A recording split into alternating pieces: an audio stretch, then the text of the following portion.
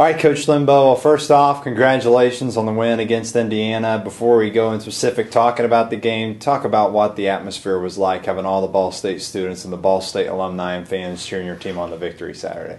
It was a wonderful setting in Lucas Oil. It really felt like a Ball State home game. We had a tremendous turnout, almost 6,000 students, alumni from all over, and it was really a great event as well as a great football game. What stood out to you from your team's performance with the win Saturday night?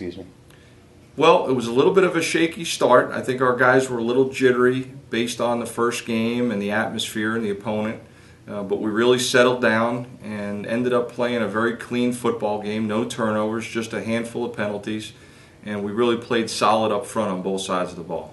I know you were confident about his performance heading into the game against Indiana. Talk about Keith winning in the game he had a lot of help in the running game, great support from the offensive line, but he just had a stellar game for you Saturday.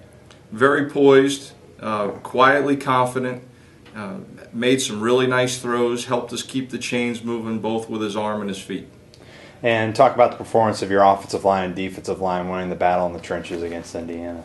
I really felt like our conditioning showed in the second half. I felt like our guys up front on both sides got stronger and played a little bit better as the game went on. The fact that we gave up no sacks and generated for ourselves was one of the keys to getting the win. And looking at South Florida, this week's opponent, I'm sure you've had time to look at their tape from their win over Notre Dame. What stood out to you about South Florida's performance over the weekend against the Irish? Well, they've got some outstanding athletes in all three phases of the game, and they are a highly experienced football team. When you look over their two deep in all three phases, they've got a number of redshirt seniors and redshirt juniors playing for them. And going up against a quarterback like Edward Wright Baker in week one where he's kind of mobile, I'm sure it helps prepare for another type of mobile quarterback in B.J. Daniels here in week two.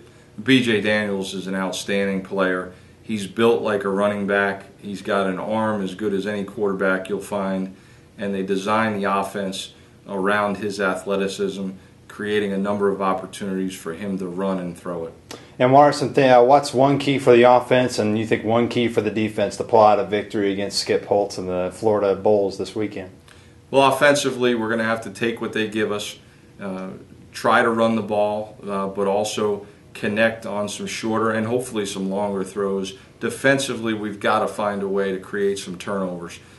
As much as I'm happy that we didn't turn it over last week, I would have loved to have seen us gotten a few against Indiana. Well, Coach, good luck against the Bulls, and hope you pull out a victory. Thanks.